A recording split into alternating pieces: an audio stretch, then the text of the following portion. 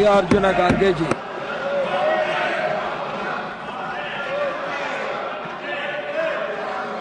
श्रीमान मल्लिकार्जुन खड़गे जी।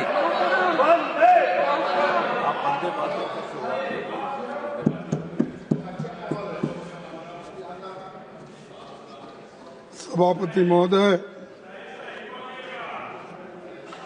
सही बोलता हूं मैं, झूठ बोलने की आदत आपको है।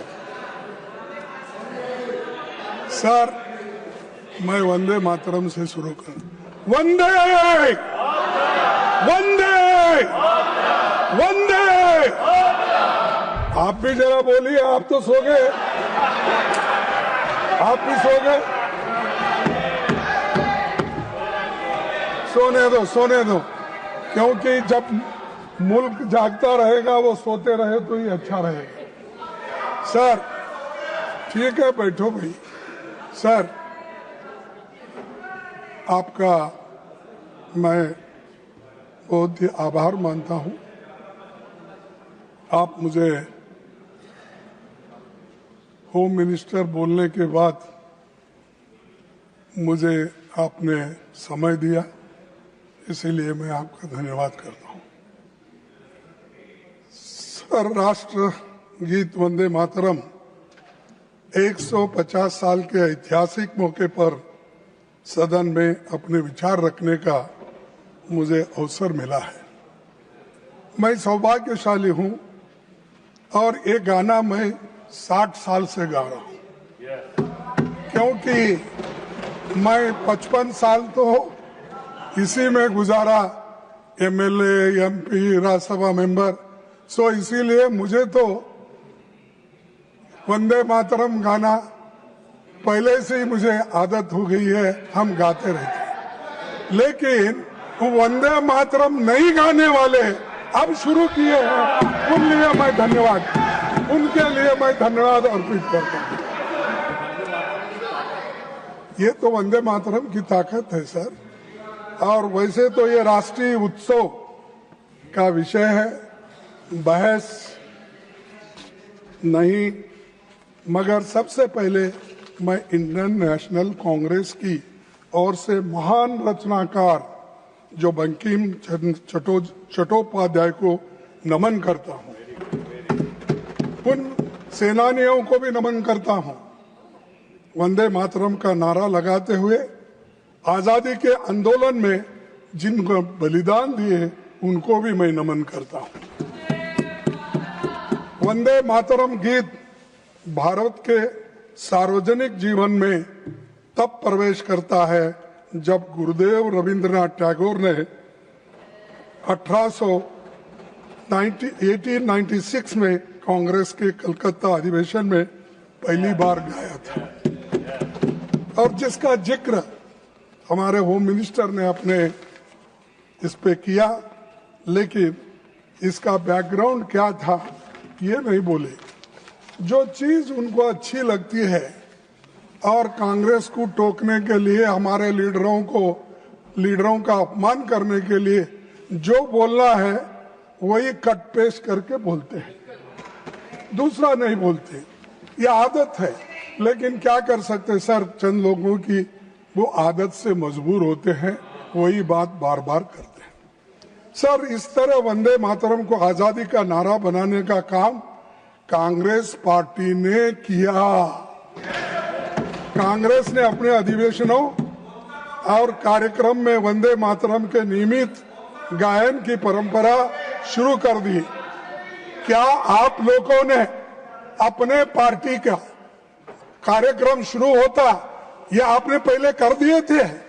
करते थे।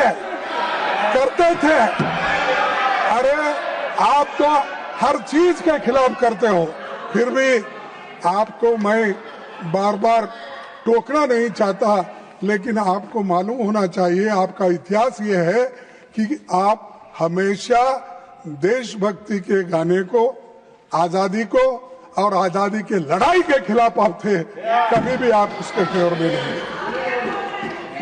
सर, महात्मा गांधी ने जब 1921 में असहयोग आंदोलन, नॉन कोऑपरेशन मूवमेंट छेड़ा, तो लाखों कांग्रेसी स्वतंत्रता सेनानी भारत माता की जय, महात्मा गांधी की जय और वंदे मातरम का नारा लगाते हुए जेल जा रहे थे।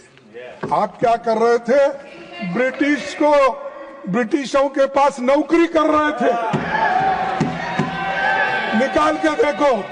अरे, और आप हमको देशभक्ति सिखाते हो, हमको पैट्रियोटिज्म सिखाते हो। अरे, पहले तो आप पैट्रियोटिज्म के नाम से डरते थे और सिर्फ सेवा करना ब्रिटिशरों का जानते थे। इसीलिए अरे माफीनामा पिलाता हूं भाई बाद में, वो तो उनके गुरु का है। सभापति जी, मैं कहना चाहूंगा कि पीएम मोदी जवाहरलाल नेहरू जी का अपमान करने का कोई मौका नहीं छोड़ते और वैसा ही होम मिनिस्टर नहीं छोड़ते, क्योंकि उनके पीछे पीछे है ना, वो आगे आगे इन्हों पीछे पीछे। तो ये नेचुरली ये हमेशा कि इसीलिए वो हमेशा कांग्रेस का गिला करते हैं और हमारे पार्टी के बारे में, नेताओं के बारे में, यहाँ तक कि हर कांग्रेस के लीडर का अपमान करने का मौका नहीं छोड़ते।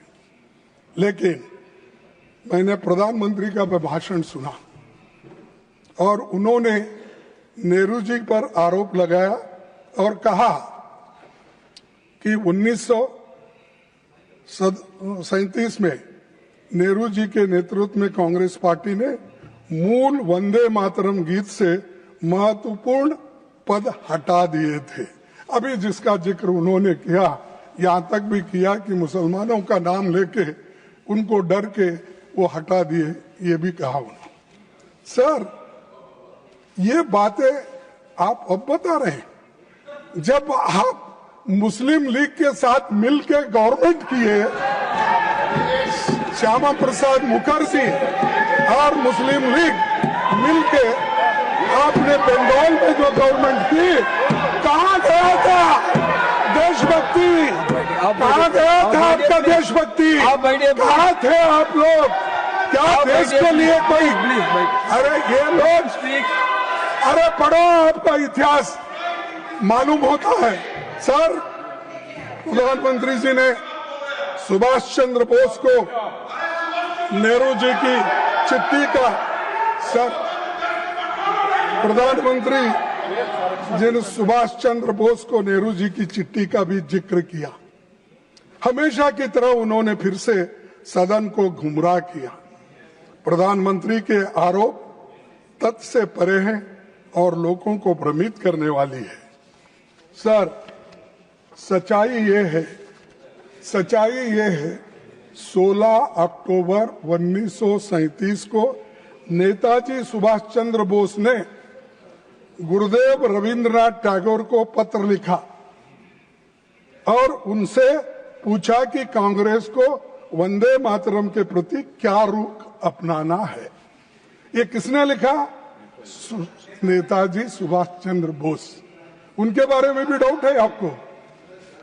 इसके अगले दिन 17 अक्टूबर को नेताजी ने नेहरू जी को पत्र लिखा और सुझाव दिया कि नेहरू जी को इस विषय पर गुरुदेव से व्यक्तिगत रूप से मिलना चाहिए।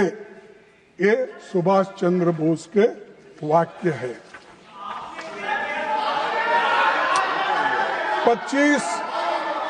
25 अक्टूबर 1937 को नेहरू जी गुरुदेव रविंद्रनाथ टैगोर से मिले और 26 अक्टूबर 1937 को पत्र लिखा, जिसमें मैं कोट करता हूं कि एग्जिबिट 1 मैं इस सदन के पटन पर रखता हूं, वो ताकि अच्छा ढंग से वो पढ़ ले। मैं कौन है नहीं यहाँ पर, कोई रहता नहीं पटन, अरे कौन नहीं आया, ये पटन में रखता हूं और मैं कोट करता हूं रविंद्रनाथ टैगोर जी ने क्या कहा। In offering my own opinion about it, I am reminded that the privilege of originally setting its first stanza to the tune was mine. To me, the spirit of tenderness and devotion expressed in its first portion, the emphasis it gave to beautiful and beneficent aspects of our motherland, made a special appeal, so much so that I found no difficulty in disassociating it with the rest of the poem. पढ़ो और एक बार। I found no difficulty in disassociating it with the rest of the poem. The first two stanzas are such that it is impossible for anyone to take objection to. Remember, we are thinking in terms of national song. Remember, Please, आप बैठिए। we are thinking in terms of national song for all India. This is Rabindranath Tagore's words. Are you against it? You want to condemn this? This is Rabindranath Tagore's stanza. He accepted it, and that is continued. सभापति जी, सच्चाई ये है कि Congress working committee ने 28 अक्टूबर 1937 को गुरुदेव की इन्हीं शब्दों को सर्वसम्मति से पारित किया। कहां पर? तो ये जो इस प्रस्ताव पर सहमति व्यक्त करने वालों में प्रमुख नेताओं के नाम है, पढ़ता हूं। महात्मा गांधी जी, आपको ऑब्जेक्शन है? मौलाना आजाद जी, पंडित नेहरू जी, नेताजी सुभाष चंद्र बोस जी, डॉक्टर राजेंद्र प्रसाद जी, सरदार पटेल जी, जेपी कृपलानी जी, गोविंद वल्लभ पंत जी, ये सभी नेता लोग एक सहमति से उन्होंने कहा ये कांग्रेस वर्किंग कमेटी के प्रस्ताव के रूप में। और ये प्रस्ताव में क्या है? The committee wishes to point out that the modern evolution of the use of the song as part of national life is of infinitely a greater importance. Therefore, the committee recommends that wherever Vande Mataram is sung at national gatherings, only the first two stanzas should be sung.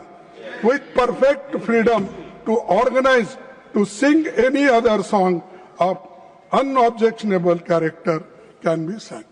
ये working committee में मंजूर हुई। क्या नेहरू जी अकेले थे? क्या गांधी जी नहीं थे? सुभाष चंद्र बोस नहीं थे? कृपलानी नहीं थे? मदन मोहन मालवीय नहीं थे? आजाद जी नहीं थे? इनका अपमान कर रहे हो आप, इन सब का अपमान कर रहे हो। और ये सभी बड़े नेताओं का सम्मिलित निर्णय था। फिर नेहरू जी को अकेले क्यों टारगेट करके प्रधानमंत्री वही बार बार बोलते हैं, यहाँ होम मिनिस्टर बोलते हैं। और इसका एक प्रतिबिंब मैं आपके सामने रखूंगा। नंबर 2 यहाँ है। सर देख, ये दूसरा नंबर है, मैं ये भी पठन पे रखूंगा।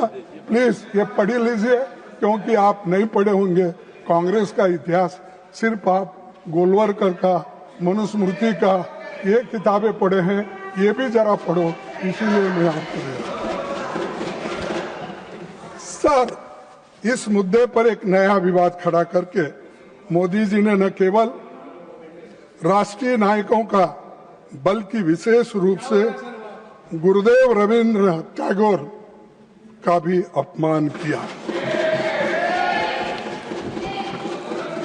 यह नेताजी सुभाष चंद्र बोस का भी अपमान है, जिन्होंने वंदे मातरम को स्वतंत्रता संग्राम की धड़कन बना दिया, और उसी पूरी पीढ़ी का भी अपमान किया जिसने जेलों की यातनाएं नहीं सही, लाठियां खाई और इस गीत को अपने हृदय में रखकर देश के लिए प्राण न्यौछावर कर दिए। इसीलिए मोदी जी को आपको देश से माफी मांगना चाहिए, जिन्होंने देश के आजादी के लिए लड़ा, अपनी जान दिया और सैकड़ों दिन जेल में रहे और हर तरीके की मुसीबत झेले, और भगत आज कुछ किए बिना आप ना लड़े, कुछ भी नहीं, फुकट में आके बैठे हैं और आज ये बात बोल रहे हैं, और आजादी लाए हम, तो इसीलिए ये लोगों को उसका ये मालूम नहीं है वैल्यू। सर, सभापति जी, मैं सदन को याद दिलाना चाहूंगा कि हिंदू महासभा और आरएसएस ने स्वतंत्रता संग्राम में भाग नहीं लिया था। यही नहीं, उन्होंने भारत के संविधान की प्रतियां भी जला दी थी। उन्हें आपत्ति थी कि जो बाबा साहब अम्बेडकर ने संविधान बनाया था वो मनुस्मृति पर आधारित नहीं था, इसीलिए हम उसको मान्यता नहीं देंगे, और यहीं पर उसको जलाया गया दिल्ली में। उन्होंने महात्मा गांधी, पंडित नेहरू और अंबेडकर के पुतले यहीं रामलीला मैदान पे जलाए। ये इतिहास है, आप पढ़िए। और जो संविधान को मानने वाले नहीं हैं और हमसे बार बार कहते हैं कि तुम क्या किए, तुम क्या करो, क्या तुम्हारे घर में नौकरी करना, क्या किए देश के लिए करे। हमारे लोग मरे, जेल में गए। सर, भारत के संविधान लागू होने के 2 दिन पहले, सर ये सुनने की बात है, भारत के संविधान लागू होने के 2 दिन पहले 24 जनवरी 1950 डॉक्टर राजेंद्र प्रसाद जी ने ये कहा था, the composition consisting of words and music known as Jana Gana Mana is the national anthem of India. And the song Vande Mataram, which has played a historic part in the struggle for Indian freedom, shall be honored equally with Jana Gana Mana and shall have equal status with it. ये हमारे भूतपूर्व, हमारे राष्ट्रपति जी का है, इसको भी आप नकारते हैं।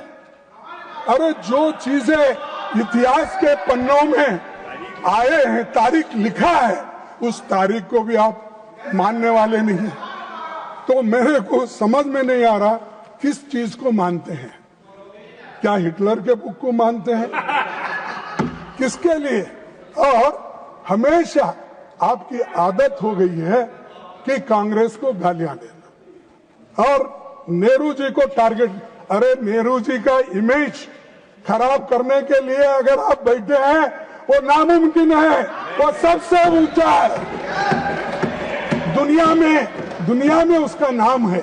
अब उतना ऊंचा आप कभी नहीं बन सकते, आप नीचे है, नीचे ही रहेंगे। सभापति जी, बीजेपी के लोगों को वंदे मातरम की याद कई दशकों के बाद आई है, परंतु मैं सदन को याद दिलाना चाहता हूं कि वंदे मातरम की 100वीं सालगिरह के मौके पर वंदे मातरम पर पहला स्मारक पोस्टल स्टैंप 30 दिसंबर 1976 को श्रीमती इंदिरा गांधी जी के कार्यकाल में जारी किया गया है। वो स्टैंप भी मैं आपको दिखाता हूं, ये भी भेज दीजिए। सर, अरे आप लोग देखे नहीं भाई, जरा देख के तो देखो। मुझे अपने सार्वजनिक जीवन के शुरुआती दिनों में एक लोकप्रिय स्टैंप बहुत अच्छे से याद है। मैं उस वक्त कर्नाटक स्टेट में एजुकेशन मिनिस्टर था, तो उस वक्त ये निकाला गया। हम लोग भी वहां पर स्टेट में इसका फंक्शन करते। आपकी अनुमति से इस स्टैंप की एक प्रति दिखाना चाहता हूं। मैं अभी आपके पास भेज रहा हूं और वो आप उसको जरा देख लीजिए। ये तो इतिहास की बात थी जिसे प्रधानमंत्री जी को समझना चाहिए था। आज की चर्चा का संदर्भ वही होना चाहिए जो देशवासियों को वंदे मातरम की भावना का सही अर्थ और सम्मान समझा सके। सभापति जी, जब देश कहीं बड़ी समस्याओं जैसे आर्थिक संकट, बेरोजगारी, सामाजिक मुद्दे में से जूझ रहा है, तब भी प्रधानमंत्री की दिलचस्पी केवल चुनावी प्रचार में रहता है, ना कहीं ऐसे ध्यान भटकाने के सब चीजें इस सदन के सामने लाकर इसमें अपना समय देते हैं। सर, उन्होंने वंदे मातरम पर बहस केवल बंगाल चुनावों के ध्यान में रखकर ही की है, ये मेरा कहना है। ये उसीलिए तो आपने ये की। इस गलत फहमी में न रहे कि गुरुदेव रविंद्रनाथ टैगोर पर हमला करके असली मुद्दों से ध्यान हटाया जा सके। ये नहीं हो सकता। इस सदन का उद्देश्य यही होना चाहिए कि देश के सामने मौजूद ज्वलंत मुद्दे पर ध्यान केंद्रित किया जाए, क्योंकि भारत माता को सच्ची श्रद्धांजलि तभी होगी जब ये संसद जनता के मुद्दों और उनके समाधान के बारे में बहस करे। ये मेरा कहना है अध्यक्ष महोदय, इसीलिए मैं ये बातें उनके सामने रखी। और दूसरी, सभापति जी, मुझे विशेष रूप से इस सरकार द्वारा भारतीय रुपये गिरते मूल्यों के बारे में कुछ बताना है, क्योंकि $1 की कीमत अब 90 रुपीस, 90 रुपए, इतना गिरा, अब वो नीचे गया। और आपके नेता, जब आप होम मिनिस्टर थे, आपके नेता जो चीफ मिनिस्टर थे, उन्होंने उस वक्त क्या कहा था, ये सुनने की जरा थोड़ी सी टॉलरेंस रखो। जब देश के सामने आर्थिक चुनौतियां खड़ी है, तब वंदे मातरम जैसे राष्ट्रगीत को लेकर राजनीतिक बहस करना केवल ध्यान भटकाने का प्रयास है। असली देशभक्ति वही है जो रुपए की गिरती कीमत और आम जनता की परेशानियों जैसी समस्याओं का समाधान ढूंढे, न कि केवल सिंबॉलिक और भाषणों तक सीमित रहे। आज के प्रधानमंत्री जी थे मोदी जी, और गृह मंत्री जी भी थे उस वक्त हमारे शाह साहब, और 212 में इस मुद्दे पर उन्होंने क्या कहा। इस मुद्दे पर उन्होंने कहा, देश जानना चाहता है किस मुद्दे पे, रुपए की कीमत जो घट रही है और डॉलर जो बढ़ रहा है कीमत उसका। उस वक्त क्या कहा मोदी जी ने, आपको तो मालूम होगा क्योंकि आप तो प्रमुख सलाहकार है और परोक्ष एग्जीक्यूटिव, प्राइम एग्जीक्यूटिव करने वाले नेता है, तो आपको तो पहला चाणक्य, क्या ठीक है, तो इधर भी एक चाणक्य बैठा, इधर भी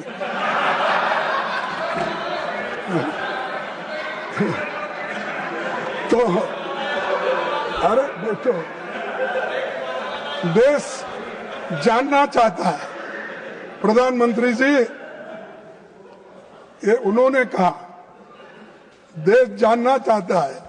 प्रधानमंत्री जी मनमोहन सिंह जी को कहते हैं, ऐसा क्या कारण है कि आज अकेला हिंदुस्तान का रुपया डॉलर के मुकाबले गिरता ही चला गया, और मैंने साफ मांग की है, यह सिर्फ आर्थिक कारणों से नहीं हुआ, ये आपकी भ्रष्ट राजनीति को दिल्ली से चली इसके अंदर बहुत बड़ा रोल है।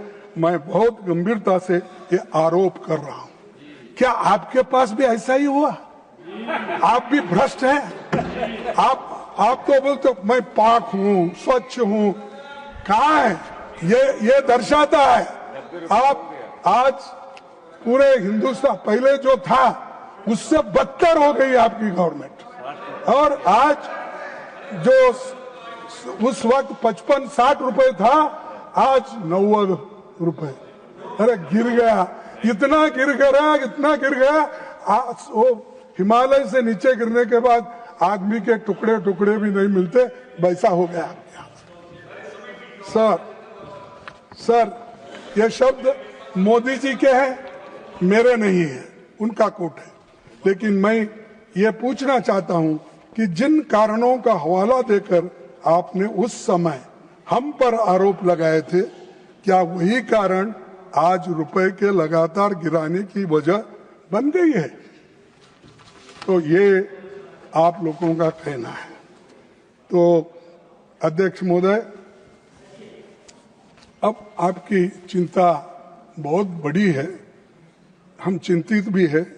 हमारे पड़ोसी देशों में हमारा अपना प्रभाव घट रहा है, जबकि चीन का प्रभाव बढ़ रहा है। नेपाल चीन से इन्वेस्टमेंट की मांग कर रहा है। बांग्लादेश चीन और पाकिस्तान के साथ त्रिपक्षीय बैठकों में भाग ले रहा है। बीजिंग खुले तौर पर साउथ एशिया को अपनी रणनीति योजना के तहत अपनी तरफ खींच रहा है। और सभापति जी, 1971 के बाद पहली बार बांग्लादेश भारत से दूर जा रहा है और पाकिस्तान के करीब हो रहा है। चीन की इतनी हिम्मत बढ़ गई है कि वो अरुणाचल प्रदेश पर अपना बेबुनियादी दावा ही नहीं कर रहा, बल्कि उसके भारतीय नागरिकों पर थोप भी रहा है। अरुणाचल प्रदेश की एक भारतीय महिला को सांघाई हवाई अड्डे पर 18 घंटे तक हिरासत में रखा गया और उसे कहा गया कि उसका पासपोर्ट अमान्य है और चीनी पासपोर्ट के लिए आवेदन करने की सलाह वहां के एयरपोर्ट वाले दिए। सर, आप भारत में हमेशा बोलते हम कभी झुकेंगे नहीं, हमारी छाती 56 इंच की है। ठीक है, किसी का शरीर बड़ा होता है, किसी का गोरा होता है, किसी का काला होता है। जैसा कि मेरी हाइट ज्यादा है, मोदी जी की हाइट उतनी है, शाह साहब की जरा हाइट कम है, अलग अलग बात है। लेकिन आपकी 56 इंच छाती तो रहने दो, लेकिन इससे देश को क्या फायदा हुआ तुम्हारे छाती का? चीन के खिलाफ एक शब्द भी नहीं बोलते, और बोलेंगे भी कैसे जब आपके ही विदेश मंत्री सार्वजनिक रूप से स्वीकार कर चुके हैं कि भारत अभी छोटी अर्थव्यवस्था है और चीन का मुकाबला नहीं कर सकती। प्रधानमंत्री जी ने खुद 19 जून 2020 को चीन को क्लीन चिट दिया और कहा था ना तो कोई घुसा है ना ही कोई घुस आया है। मैंने कहा, उनको मालूम है ये शब्द उन्हीं के हैं, मेरे नहीं। तो ये सब आप ही बोले हैं, तो आप कहाँ ठहरे हैं किस बात का?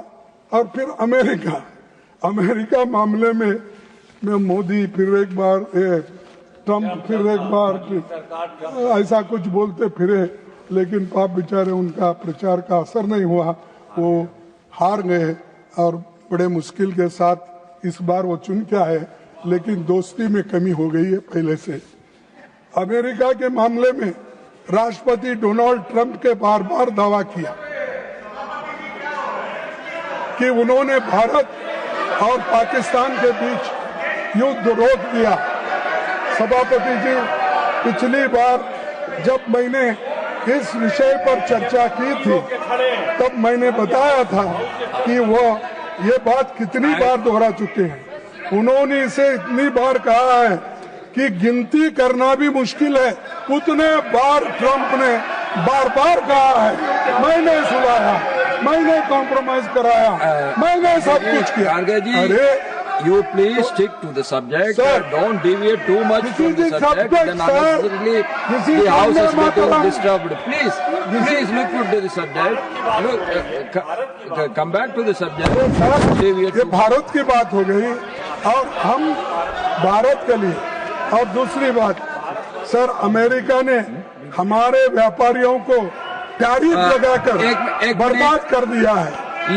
और एक मिनट गागे जी, हमारा कपड़ा, चमड़ा, सोना, गागे जी एक मिनट, ऑटो पार्ट जैसे लेबर इंटेंसिव क्षेत्रों के लाखों लोग भारी संकट में हैं। रूस के मामले में जैसे ही अमेरिका ने दबाव डाला, अपने तेल आयात कम कर दिया। स्ट्रैटेजिक autonomy से 1 minute, leader of the house want to say something, then you can add to your answer. सस्ता कच्चा तेल खरीदे, आम आदमी को उसका लाभ नहीं मिलता में जो यूपीए सरकार में मिलता था। डिबेट में महीने लीडर ऑफ द ऑपोजिशन को ये मालूम होना चाहिए जो आर्थिक किसी सब्जेक्ट पर होती है, उस सब्जेक्ट पर ही बहस होती है। प्रतीक केवल नहीं, लीडर ऑफ द ऑपोजिशन दिखाने के लिए आज उन बातों की चर्चा कर रहे हैं जो भारत के इकोनॉमी से जुड़ा है, जो इंटरनेशनल रिलेशन से जुड़ा है। मैं ये बड़े स्पष्ट शब्दों में कहना चाहता हूं, सरकार हर मुद्दे पर चर्चा करने के लिए तैयार है। हर मुद्दे पर आपने जिन मुद्दों को कहा, उन मुद्दों पर चर्चा करने के लिए हम तैयार हैं, लेकिन डिबेट का एक लेवल है। देखिए, on the foreign policy, they want to have a full discussion. You want discussion on foreign policy, ठीक है। You want discussion on economy, it is allowed. But आप वंदे मातरम के डिस्कशन में, चेयरमैन सर, वंदे मातरम का डिस्कशन हो रहा है। लीडर ऑफ द ऑपोजिशन बहुत एक्सपीरियंस्ड है, इनको मालूम होना चाहिए कि डिबेट वंदे मातरम का हो रहा है, भारत की इकोनॉमी पर नहीं हो रहा है। अगर भारत की इकोनॉमी पर चर्चा करना है, हम तैयार हैं। आप सब्जेक्ट अलॉट कीजिए, इंटरनेशनल रिलेशन पर करना, हम करने को तैयार हैं, आप कीजिए, लेकिन don't deviate from the subject. The subject is Vande Mataram. जब तक आपने वंदे मातरम के स्टैंडर्ड पर चर्चा की, हमने कोई ऑब्जेक्शन नहीं किया। आपने बाकी हिस्टोरिकल विषय रखे, हमने कोई चर्चा ऑब्जेक्शन नहीं किया। लेकिन जब आप वहां से इकोनॉमी की बात करेंगे,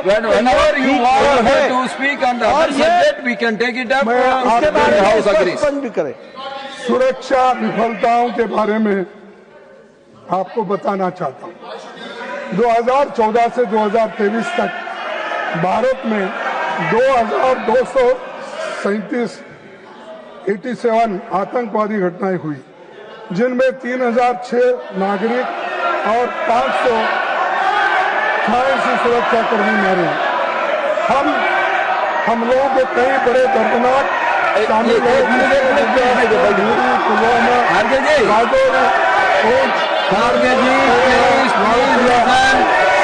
please listen, please stick to the subject. बात कर रहा हूं, भारत माता की, भारत माता की।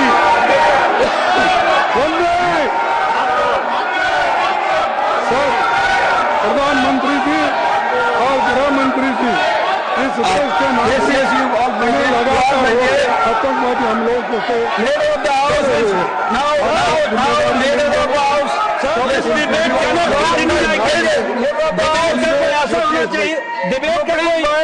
डिबेट होना चाहिए। हमने पहले कहा कि हम तैयार हैं हर विषय पर चर्चा करने के लिए, लेकिन मुद्दे से भटक करके चर्चा करेंगे तो चर्चा नहीं हो पाएगी। चर्चा करनी है तो उस मुद्दे पर कीजिए जिसके लिए उनको समय दिया गया है। लीडर ऑफ द ऑपोजिशन को समय वंदे मातरम के लिए दिया गया है। Please discuss Vande Mataram. If you have to discuss terrorism, we are ready for that also, and we discuss operation Sindoor. आपने चर्चा शुरू की थी, हमने उसको हाउस में अलाउ किया और आपने मुंह दिखाई है ऑपरेशन सिंदूर पर, यह भी स्पष्ट है। हमने चर्चा की, 2 दिन बाद आपने मुंह दिखाई है किसी हाउस में। हम हर बात की चर्चा करने के लिए तैयार है।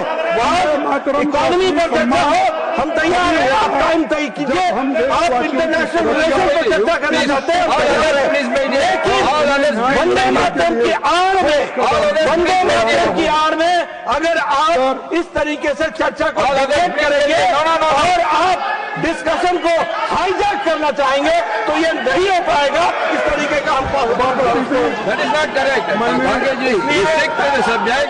If you want to discuss in any other subject, government is ready. We can go for that discussion later. You please now stick on to Vande Mataram. Others, all you please by day. All others, please be by day. Sir, राष्ट्रीय सुरक्षा, बेरोजगारी, विदेश नीति के बारे में बात की है। मैं स्पष्ट कर दूं कि देश के सामने Again and again, you are deviating. Bhagyaji, if the deviations from the subject will not go on record, the deviation from the subject will not go on record. No, it is not. No. It is not unparliamentary. No. It is not I am repeatedly unparliamentary. requesting you to What come they back are to the saying, I am subject. giving reply. The government is ready. You are having a lot of concerns for the country. I understand, but that can be discussed in the I will restrict. other time. Sir, लोग भी अनगिनत कठिनाइयों का सामना कर रहे हैं जिनकी पीड़ा इस सरकार तक पहुंच नहीं रही। आप पाठ्यक्रम को बदल रहे हैं। Vande Mataram,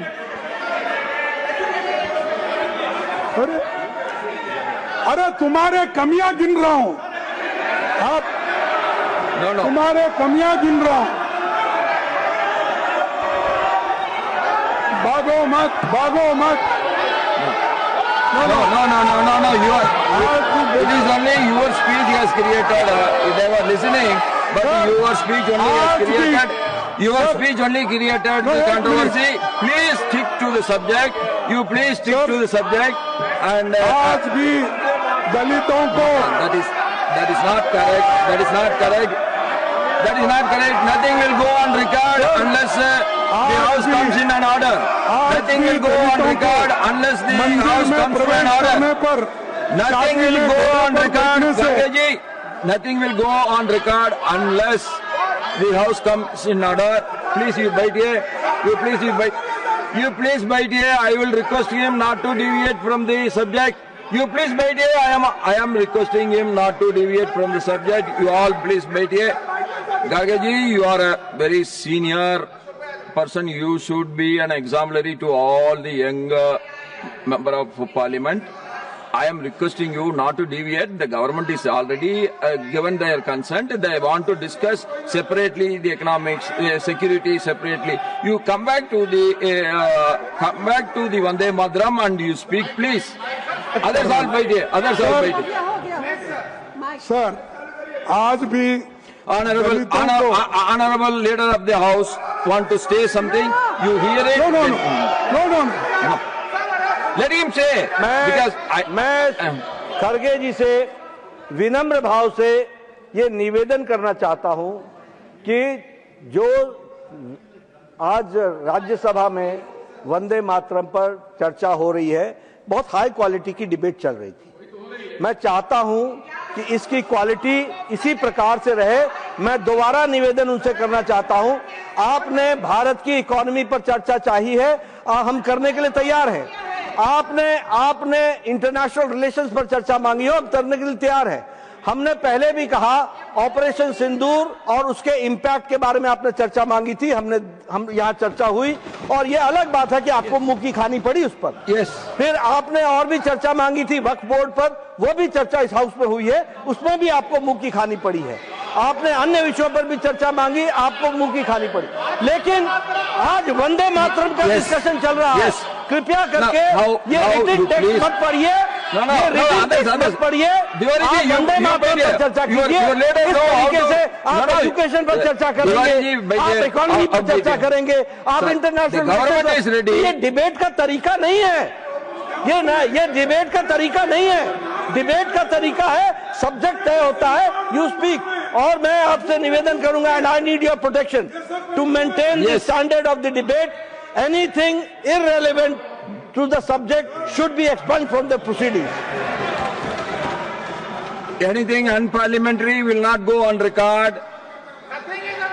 No, I am not saying Any unparliamentary will not go on record. What is your problem? Any unparliamentary. No. What is your problem? If anything unparliamentary, My problem is that दलितों को मंदिर में नहीं आने देते.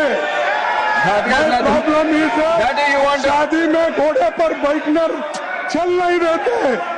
My problem is that गांव के कुएं से पानी Karge ji, when you are talking about Vande Mataram, there is no problem in the house. When you are going out of the subject, all the problems are started. पीटा जाता है, अपमानित किया जाता है. No. Nothing will go on record. Nothing will go on record till the house comes to an order. Nothing will not go on record. Nothing will not go on record unless the house come to an order. You please all wait here. All others wait here. Karge ji, you have to stick to the subject, please. Unnecessarily, it is creating pandemonium in the house. Sir, supreme court के भीतर तत्कालीन मुख्य न्यायाधीश पर जूता फेंकने जैसी घटना बढ़ती सामाजिक कटुता है और No, that has nothing to do with this. Will not go on record. This will not go on record. That has nothing to do with Vande Mataram. This will not go on record. दलितों के न्यायाधीशों के ऊपर, ऑफिसरों के ऊपर हो This will not go on. हम सब वंदे मातरम कहते हैं और इस मातृभूमि को नमन करते हैं, लेकिन इसी मातृभूमि में कमजोर दलितों, You are deviating from your subject. That's why all the pandemonium is started. असहायक लोगों को हर Nothing will go on record. Nothing will go on record till the house comes to an order. किया जाता है. सरकार की कुछ No. पसंदीदा पूंजीपति. Nothing will go on record till the house comes to an order. All wait here. All wait here. All wait here, please. All wait here, please. All wait here, please. No. Sanjay Sethi, please wait here. Please wait here. Please wait here. Please wait here. Everyone, please take your seat. Everyone, please take your seat.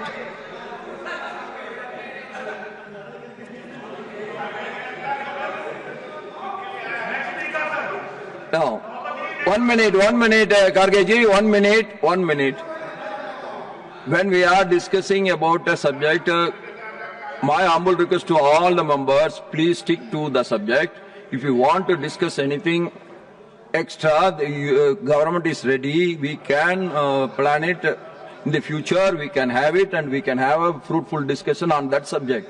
Why, Karge ji, when you are talking about Vande Mataram, it was all right. When you are deviating, unnecessarily a pandemonium is getting created. We want a fruitful discussion, that is our aim, and I hope you can understand that. Kindly stick to the subject, please. Sir, आपसे कहना चाहूंगा कि सरकार इस गफलत में न रहे कि सामने मौजूदा महत्वपूर्ण और ज्वलंत मुद्दे थे, लेकिन हमको ध्यान भटकाने का नहीं है. हमको ये आपके सामने इसलिए रख रहे हैं जो हालांकि देश में जो स्थिति दलितों की है, बच्चों की है. No. Government has already agreed. Government has already agreed for a debate and discussion on economics, on security, everything. Then what is your problem? Whatever you want to say, yes, you please wait here. You please wait here. Please wait here. Please wait here. Diwali ji, you please wait here. Your leader is capable of handling it. You please wait here. Bharat माता के पुत्र है साहब. You please wait here. तकलीफ में बात कर रहा हूँ. See, when you are विपक्ष के तौर पर हम इन मुद्दों को उठाते रहेंगे और सरकार के सवाल पूछते रहेंगे. यही सवाल है जिनसे सरकार Please, honorable leader of the house will speak. All others please wait here. All others please wait here. Honorable leader of the house will speak. And now I requested honorable leader of the house to speak. Sir, I would request you. Only 1 minute. Sir, I would request you that anything other than the subject is spoken by the leader of the opposition, that should be expunged and that should not come on record. I have already said the high deviation from the subject will not be recorded and it will be expunged. I have already said, and you don't disturb the house, please. Garge ji, you please continue your debate. Sir, क्यों दलितों से नफरत है मेरे समझ में नहीं आ रहा। क्या वह भारत माता के पुत्र नहीं है? भारत माता के और उनके Who said? All these are our brothers and sisters. Nobody has said that they are. उनकी समस्या यहाँ रखना गलत है।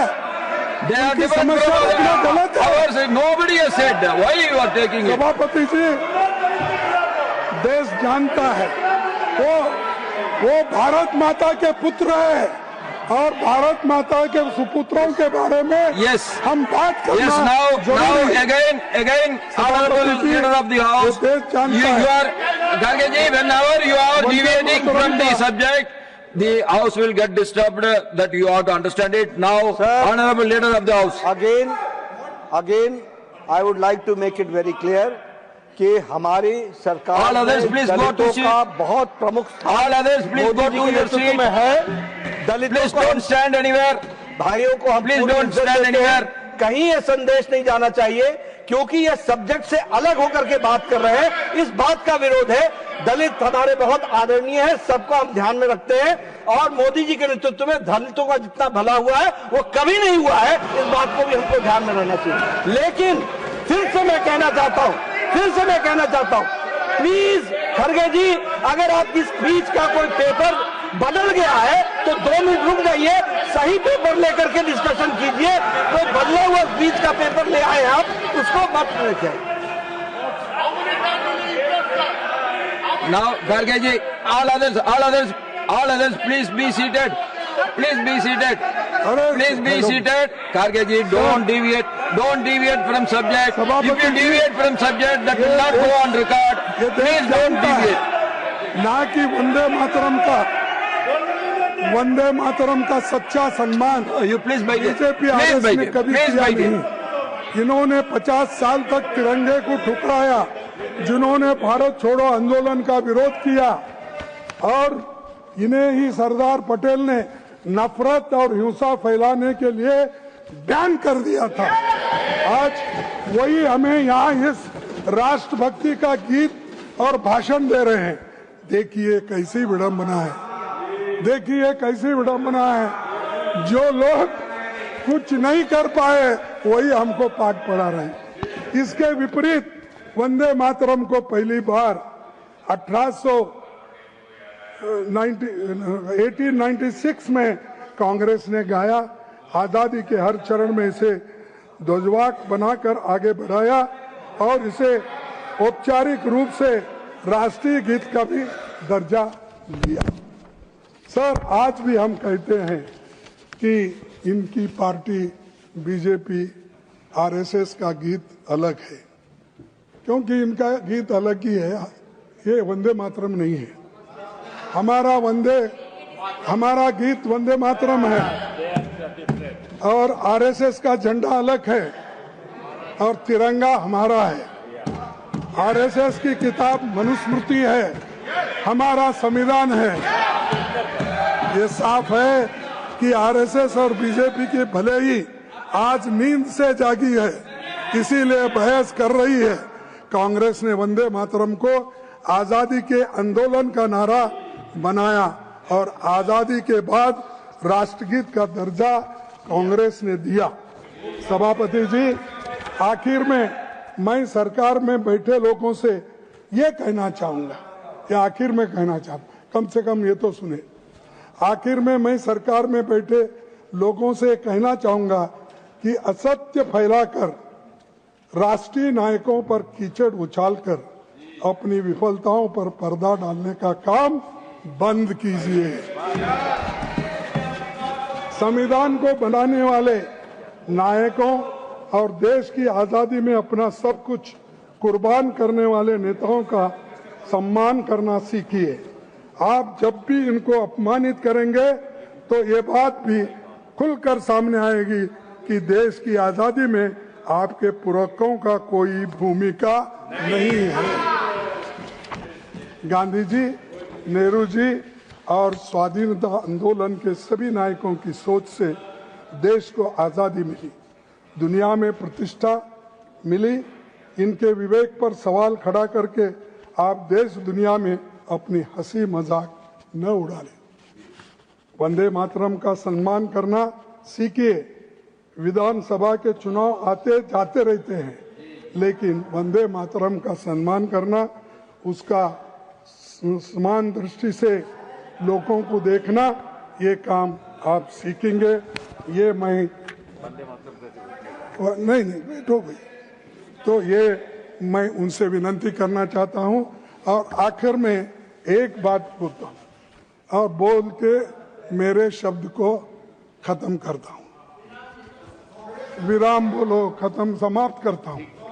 तो मेरी हिंदी है ना, आपकी नहीं। सर, वो गीत जिसने सिर्फ लोगों को नहीं दिलों को जोड़ा था, वंदे मातरम गीत जिसने सिर्फ लोगों को नहीं दिलों को जोड़ा था, आज उसी गीत पर झंडे गाड़ने का दुस्साहस आप लोग कर रहे हैं। जिनका उस जोड़ी गई धड़कन में कोई हिस्सा न था, तो ये इनका करतूत है। ये कभी लड़े नहीं, कभी देश के लिए अपना कुर्बानी नहीं दिए, सिर्फ इसमें कैसा अधिकार में कैसा रहना, यही सिर्फ ये करते हैं। इसीलिए मैं अपने बात को विराम देते हुए, और एक बात उन्होंने उठाई थी कि ये 1994 में यहाँ पर जो नेशनल एंथम और वंदे मातरम का जो हुआ था, तो यहाँ पर हमारे पार्लियामेंट में ये हुआ था, और वो भी हमारे नरसिंह राव जी जब थे या कांग्रेस पार्टी के थे, उस वक्त ये गीत दोनों आए और इसी से हम स्टार्ट। तो इसीलिए मैं आपका आभारी हूं और आप इतना समय दिए। लेकिन आखिरी में इतना करता हूं, देश को मजबूत रखना है, देश एक रखना है, इसीलिए वंदे मातरम हम सबका मंत्र होना चाहिए। यही कह के मैं अपने शब्दों को समाप्त करता हूं। धन्यवाद।